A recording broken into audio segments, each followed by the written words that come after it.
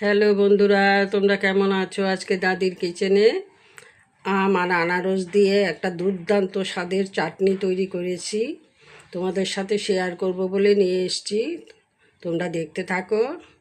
এত গরম পড়েছে, গরমে কিচ্ছু খেতে ভালো লাগে না। এই চাটনিটা দিয়ে শেষ পাতে যখন পরিবেশন করবে, আঙ্গুল চেটে পুটে সবাই খাবে, তোমার প্রশংসা করবে। অনুষ্ঠান বাড়িও ফেল পড়ে যাবে, এতটা টেস্টি হয়। তোমরা একটিবার বানিয়ে খেয়ে দেখো। এখন চলো আমি কি করে বানিয়েছি তোমাদের দেখাচ্ছি। চাটনিটা করার জন্য এখানে কিছুটা আম কেটে নিয়েছি, সাথে নিয়েছি আনারস। আম আর আনারসটা দিয়েই আমি আজকে চাটনিটা তৈরি করব। দেখতে থাকো বন্ধুরা। উনানে কড়া বসিয়ে দিয়েছি, কড়াতে দুটো শুকনো লঙ্কা দিয়ে দিচ্ছি ধনে, দিয়ে দিচ্ছি মৌরি, দিয়ে দিচ্ছি সামান্য জিরে।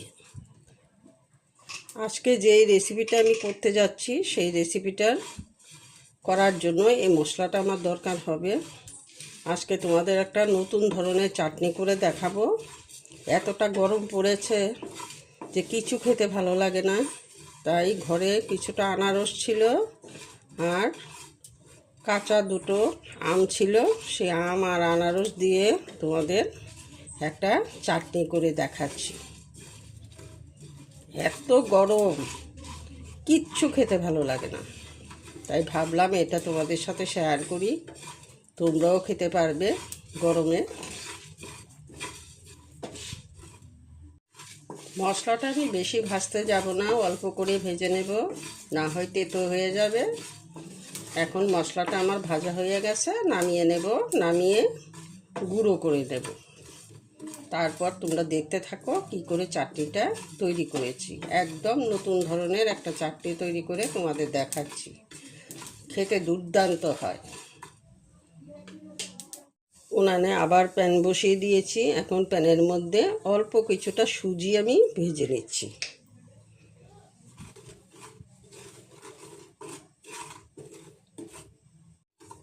সুজিটা আমি খুব একটা বেশি ভাজবো না, অল্প করে ভেজে নেব। সুজিটা আমার ভাজা হয়ে গেছে, এখন নামিয়ে নেব।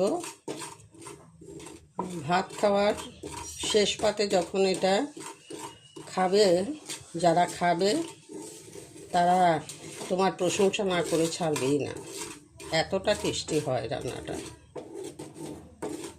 চাটনি তো তোমরা অনেকভাবে খেয়েছো, এভাবে একটিবার খেয়ে দেখো। দিয়ে দিচ্ছি একটা শুকনো লঙ্কা, দিয়ে দিচ্ছি সর্ষে। ফোড়নটা আমি ভেজে নেব।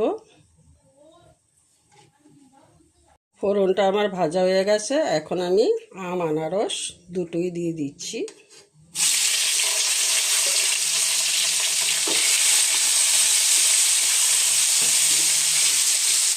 দিয়ে দিচ্ছি পরিমাণ মতো নুন,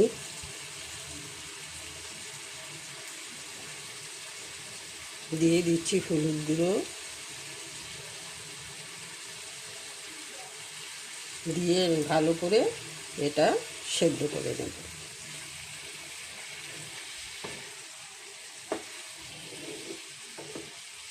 সেদ্ধ করার জন্য কিছুটা সময় ঢেকে নিচ্ছি। আম আনারসটা সেদ্ধ হতে হতে আমি শিলপাটাতে ভাজা মশলাটা গুঁড়ো করে নিচ্ছি।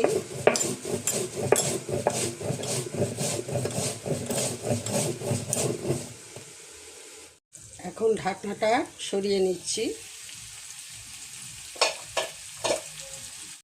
দিয়ে দিচ্ছি গুড়। আজকে আমি চিনি দিয়ে করব না, ঝোলা গুড় দিয়ে করব। তারপর দিয়ে দিচ্ছি খেজুর আর কিশমিশ, দিয়ে দিচ্ছি সামান্য পরিমাণ জল। খেজুর আর কিশমিশটা দেওয়ার পর আমি একটু ভালো করে সেদ্ধ করে নেব। এমনিতেই আমার সেদ্ধ হয়ে গেছে, তবু আর একটু সেদ্ধ করে নিতে হবে। এই রান্নাটা তোমরা সবাই করতে পারবে, কোনো অসুবিধা নেই। আমি ঝোলা গুড়টা দিয়ে করেছি, তোমরা চিনি দিয়েও করতে পারো। তা আমার ঝোলা গুড়টা দিয়ে করলেই খুব বেশি ভালো লাগে।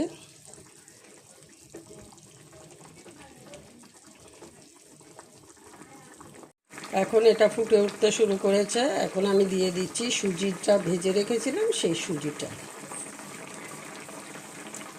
একসাথে দেব না, গুটলি বেঁধে যাবে, এইভাবে দিতে হবে এটাকে।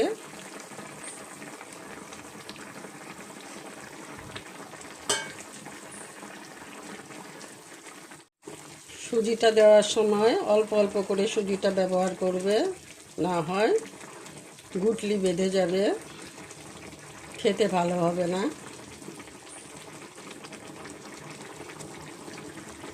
সুজিটা দিয়ে আবার কিছুটা সময় সেদ্ধ করে নিতে হবে।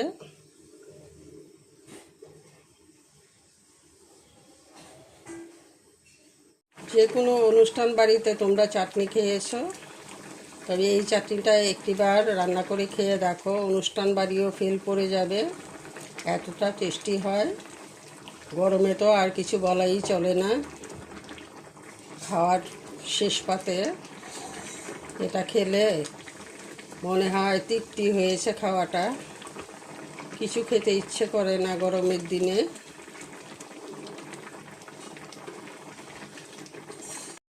রান্নাটা আশা করব তোমাদের কাছে ভালোই লাগবে। যদি ভালো লেগে থাকে তোমরা আমাকে কমেন্টে জানিয়ে দিও,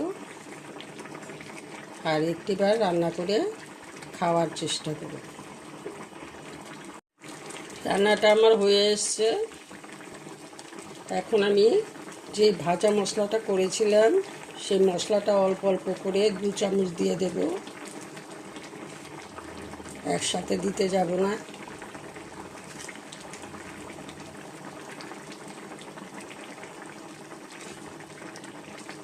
দু চামচ দেওয়া হয়ে গেছে আমার, আর দেব না।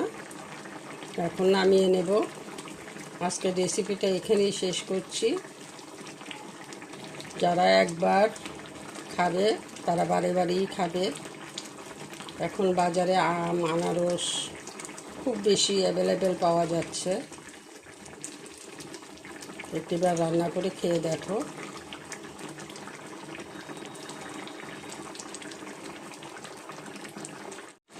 এত গরমে খাওয়ার শেষে যখন এই রেসিপিটা পরিবেশন করবে, তখন প্রত্যেকে আঙ্গুল চেটে পুটে খাবে, বিশ্বাস করতে পারবে না কতটা টেস্টি রান্না।